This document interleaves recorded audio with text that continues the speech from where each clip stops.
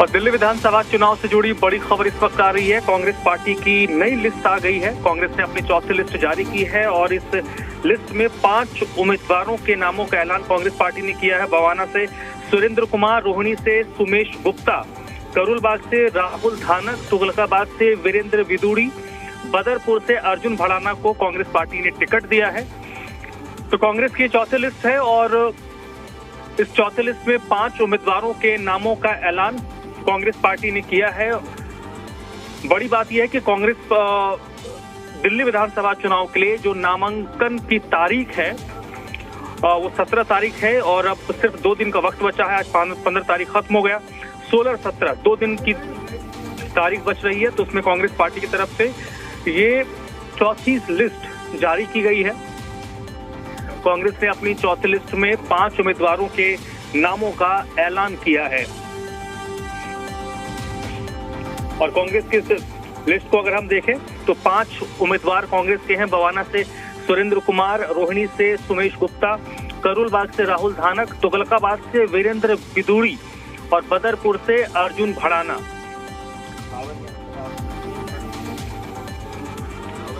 तो ये आप अपने टीवी स्क्रीन पर देख पा रहे होंगे। कांग्रेस पार्टी की ये चौथी लिस्ट है जिसमें 5 उम्मीदवारों के नामों का ऐलान कांग्रेस पार्टी ने किया है।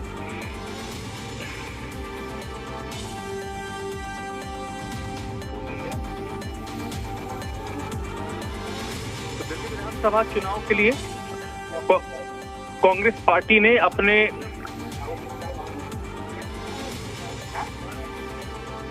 चौथी लिस्ट जारी की है और दिल्ली विधानसभा चुनाव के लिए कांग्रेस ने अब तक अपने 3 लिस्ट जारी की थी। ये चौथी लिस्ट है कांग्रेस पार्टी की। बदरपुर से अर्जुन भड़ाना को कांग्रेस पार्टी ने उम्मीदवार बनाया है। रोहिणी से सुमेश गुप्ता कांग्रेस के उम्मीदवार हैं। तुगलकाबाद से वीरेंद्र विदुड़ी कांग्रेस के प्रत्याशी बनाए गए हैं। बवाना से सुरेंद्र कुमार हैं।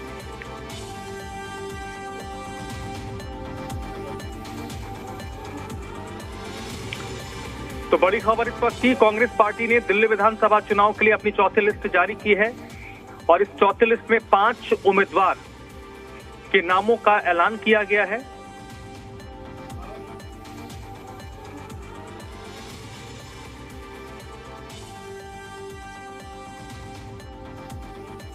मीडिया संवाददाता राहुल मिश्रा इस वक्त मेरे साथ जुड़ चुके हैं। राहुल, कांग्रेस पार्टी की ये चौथी लिस्ट है, 5 उम्मीदवारों के नाम का ऐलान किया गया है और देखा जाए तो अब पार्टियों के पास ज्यादा वक्त नहीं है, तो उन्हें जितने भी अब विधानसभा क्षेत्र हैं जहां पर लोग बचे हैं उनके नाम का जल्द से जल्द ऐलान करना होगा। तो कांग्रेस पार्टी की लिस्ट को हम उसी सूरत में देख सकते हैं। जाहिर सी बात है, सीधे तौर पे यदि कहा जाए, क्योंकि अब 5 नामों की आज फिर से घोषणा की गई है कांग्रेस की तरफ से, जिसमें बवाना से सुरेंद्र कुमार को उतारा गया जो आरक्षित सीट है, रोहिणी से सुमेश गुप्ता को उतारा गया, करोलबाग से जो कि आरक्षित सीट है राहुल धानक को उतारा गया है, तुगलकाबाद से वीरेंद्र विदुड़ी को उतारा गया है और बदरपुर से अर्जुन भड़ाना को उतारा गया है। 5 नामों की यहाँ पर घोषणा की गई है। अब क्योंकि समय काफी कम रह गया है, तकरीबन 1 से 2 दिन का समय केवल रह गया है जिसमें कि अब नामांकन की प्रक्रिया करनी है और यही कारण है कि पार्टी की तरफ से जल्द जो भी पार्टियां हैं उनकी तरफ से लिस्ट को जल्द से जल्द किया जा रहा है, अपने उम्मीदवारों की घोषणा की जा रही है। उसी कड़ी में यदि कहा जाए तो कांग्रेस की तरफ से भी आज 5 नामों की थोड़ी देर पहले यहाँ पर घोषणा की गई। और राहुल, ये जो 5 नामों की लिस्ट है, अगर इसमें हम देखें तो कोई बहुत बड़ा नाम नजर नहीं आ रहा। अपने अपने क्षेत्र विशेष में इनकी अपनी पहचान होगी, कांग्रेस के लिए ये काम करते होंगे, तो उन पर कांग्रेस पार्टी ने भरोसा जताया है।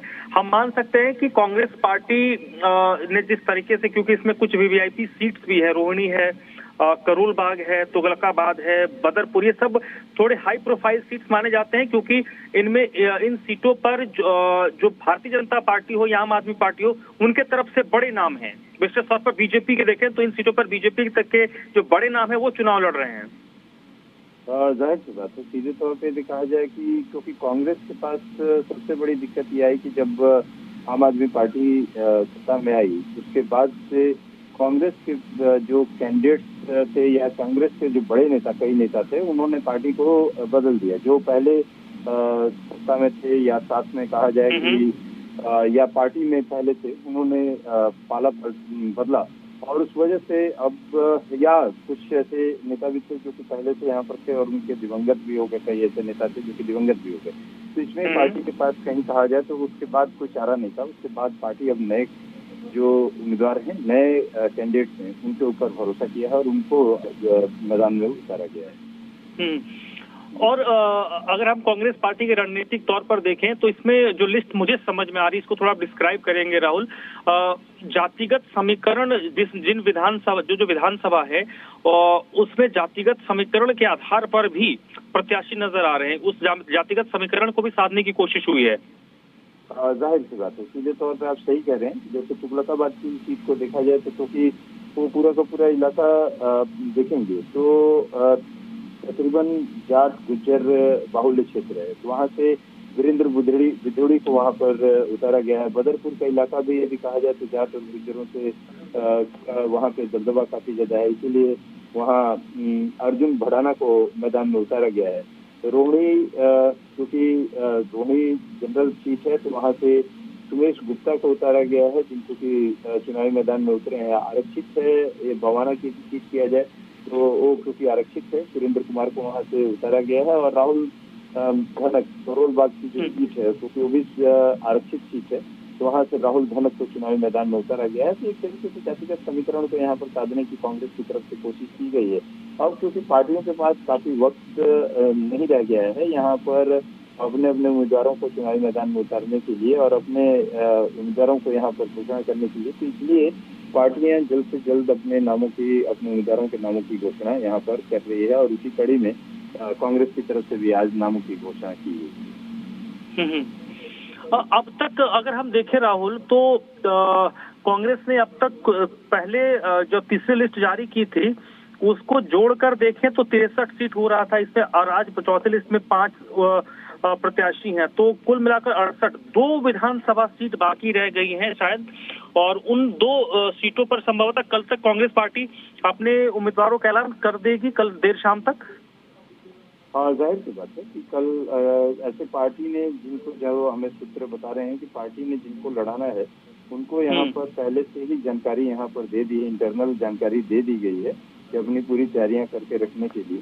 और जाहिर सी बात है कि कल तक ही ऐसा समय है कि यहाँ पर नामों की घोषणा करेंगे, नहीं तो फिर उसके बाद आपके पास समय नामांकन दाखिल करने के लिए समय नहीं रहेगा और फिर उसके बाद कहीं न कहीं वो ब्लैंक हो जाएगा। तो 2 सीटों का माना जा सकता है कि कल दोपहर या कल देर शाम तक इसकी घोषणा कर दी जाएगी कांग्रेस की तरफ से।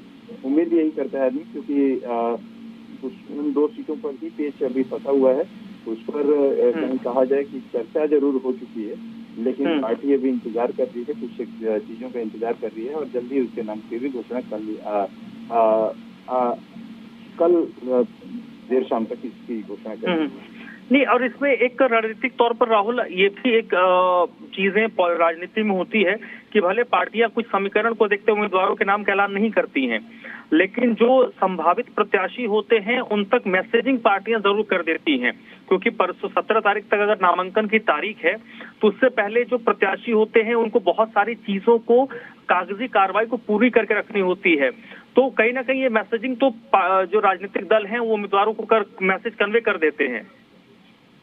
जाहिर सी बात है, सीधे तौर पे ये कहा जाए कि पार्टियों की तरफ से पहले ही कन्वे कर दिया जाता है कि उक्त आदमी को यहाँ पर आपको लड़ाना है और इसमें आपको चुनाव मैदान में जाना है, और ये पहले ही कन्वे कर दिया जाता है। और यही कहा जाए कि इस समय भी, आज भी जब सीधे तौर पे, क्योंकि 2 नामों की यहाँ पर घोषणा करना बाकी रह गया है, पार्टी किसी तरीके का रिस्क नहीं लेना चाहती है और यही कारण है कि जल्द ही इन नामों की घोषणा कर दी जाएगी। लेकिन जो उम्मीदवार हैं उनको पहले से ही यहाँ घोषणा बता दिया जाता है कि आपको चुनाव मैदान में जाना है, आपको लड़ना है और आप अपनी तैयारी करके रखिए, क्योंकि जब नामांकन के लिए तमाम प्रक्रियाएं होती हैं, तमाम सेट ऑफ पेपर्स इकट्ठा करना होता है। जी। यही कारण है कि अभी चलिए, बहुत बहुत शुक्रिया राहुल आपका। तो कांग्रेस पार्टी ने दिल्ली विधानसभा चुनाव के लिए अब तक अपने 68 उम्मीदवारों के नामों का ऐलान कर दिया है। आज 5 उम्मीदवारों की चौथी सूची जारी हो गई है। अब सिर्फ 2 उम्मीदवार बाकी हैं और उम्मीद की जा रही है कि अगले 24 घंटे से पहले उन 2 उम्मीदवारों के नामों का भी ऐलान कर दिया जाएगा।